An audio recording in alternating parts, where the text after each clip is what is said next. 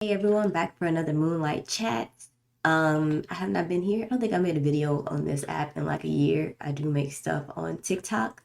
But it's something about YouTube that I just don't like. I feel like everything needs to be really perfect on here. Like hair needs to be done, makeup needs to be done, the background needs to be right. Make sure I get everything right because there's so many racist trolls on this app or site that honestly just kind of just is disenchanting. So I am not committing to this app anymore. I'll make stuff when it comes around and when I like it in the mood for it, but I really don't like YouTube. So there's a lot of reasons that I want to talk about this, and I wanted to talk about it for a while, not even just as a reaction to other people, especially these celebrities. Wakanda Forever has brought up conversations about indigeneity, but I just want to talk about it because I talked to on Clubhouse like a couple, it's been like what, a year, over a year since Clubhouse was a big thing.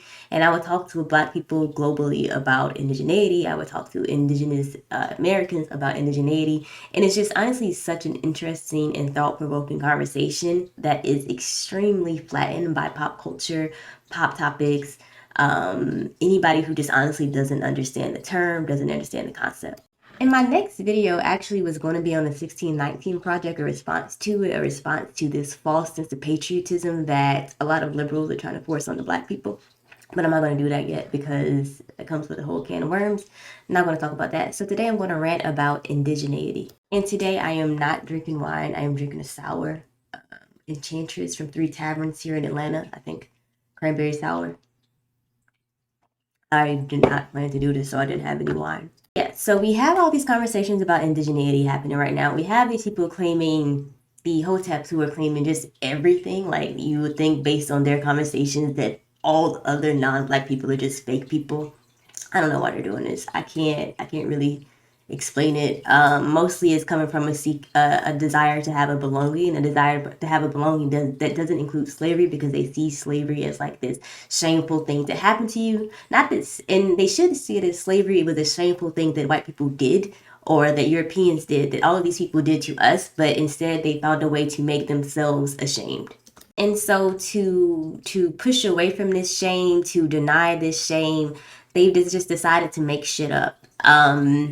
And it's never going to go well. So I wish we could like reach out to them. I have tried talking to these people. I am one of the few people who have I've talked to so many hoteps. I have tried my best to just like get through it. And I do think somebody is going to be able to break through and just be like, hey, you don't have to do this. You should be proud of where you are. You should be proud of where you came from and what your people have gone through. But it won't be me because they get pretty rude and nasty and I don't get cursed out like that. We're just gonna fight. But I think this is where it's important to have two understandings of one, what is Black, and two, what is indigeneity. So to be an indigenous person does, of course, on its face, on the Google definition that you're going to pull up if you Google indigenous, it is going to say a person that is an original inhabitant of the land. And that can literally apply to anyone. It's going to apply to anyone who, again, is indigenous to the Americas. It's going to apply to white people in France. It's going to apply to white people in Britain. And that's just not a good definition of indigeneity. If we're trying to use working concepts, we're trying to get an understanding of power structures, of systemic structures. It just doesn't work that way. So the actual working definition for indigeneity is the relationship between a settler colonial state and then the state, the people, the culture that is resisting that settler colonialism. So indigenous people are people who are resisting colonialism. So with that definition, and what we are as Black people, especially as Black Americans, it includes all Black people because there is not a single Black person on this planet that is free from colonization, free from having their culture colonized, free from having their people uprooted, people enslaved. So that is like what it means to be Black. Like that is how Black has been constructed. That is how Black works in the modern racial construct. And that doesn't even apply to Black people who are simply from Africa. This applies to Black people globally. So we're talking about Melanesian Black people. We're talking about Aboriginal Australian Black people. We're talking about Black people in South India.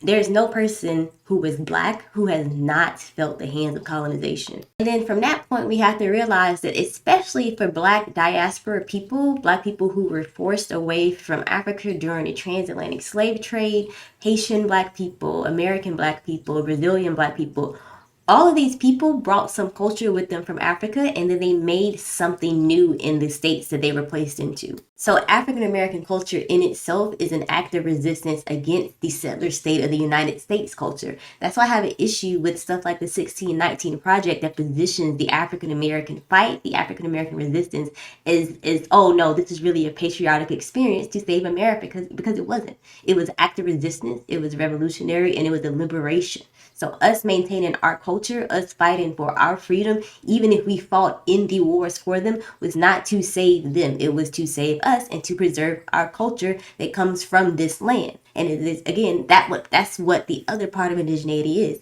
So the African American culture is an original culture for African people displaced from Africa who came to America and said, you know what, we have to keep ourselves together, we have to keep our culture together, we need to also blend in with what this new landscape, this new territory. So we have created an African American culture, and we can separate that into subcultures. We can think about African Americans in Louisiana, African Americans in California, African Americans, but even just between the Carolinas, Georgia, and Florida, these cultures are close, but they still have their own distinct their distinct sex. So like a Gullah Geechee person on the coast of the Carolina and Georgia is not going to be the same as a person from South Florida and South Georgia, right? So, or not even South Florida, but North Florida and South Georgia. So we have our own distinct cultures, even if we are all American, and all of those cultures are from the ground of the Americas.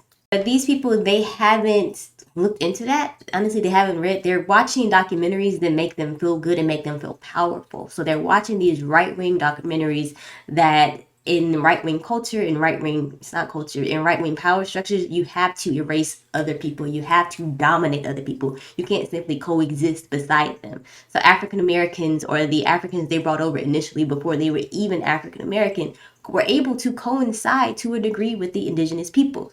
And then that's when these people will bring up the 5 civilized tribes. Those are literally only 5 nations. There are other nations, there are other people, and even before those nations took on slavery, and even after they took on slavery, they were able to coincide with the African people. A lot of African people joined the Seminole tribe. They joined the Creek tribe. They joined these tribes because they said, hey, we don't have this desire to take you over. We don't have this desire to erase you from your land. We came from one culture over there, and now we're over here. We can understand our similarities. Can you teach us how to tend this land? And then yes, now we know how to tend the land. We brought some rice over with us from Africa. We see that you have your own rice. How do we like domesticate this rice together?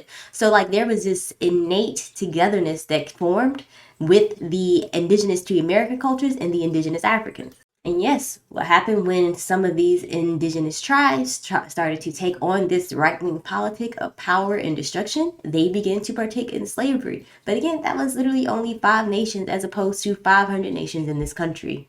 Even to go back to some of their conspiracies around, well, Christopher Columbus said, oh, I saw a black person. I think what we have to understand is that black has never, even in modern day, black has never meant to simply mean African. Black just means you are darker than white people, and you may just be like a little darker than me, and then they would have called you black.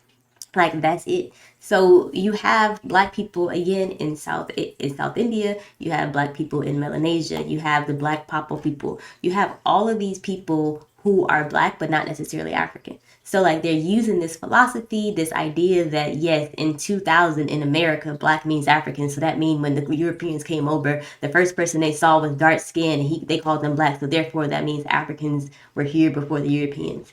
It's just a lot. And then that also means somehow that means that the indigenous people that we can visibly see today, if you Google search a Mayan person, that person that you see that comes up for Maya is not real. I'm not actually sure where they think the people that we see as Mayan come from. I guess it goes back to the whole Asia thing. I don't know.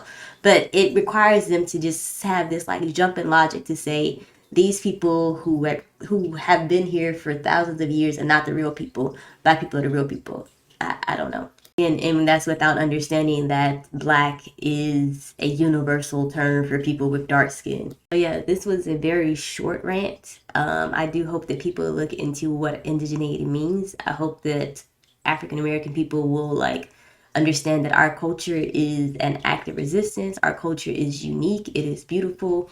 It is something to be proud of, even the parts where we were enslaved, because that is something that happened to us. That's not something that we should be ashamed about. You should definitely shame other people for it when they bring it up, but you shouldn't shame yourself.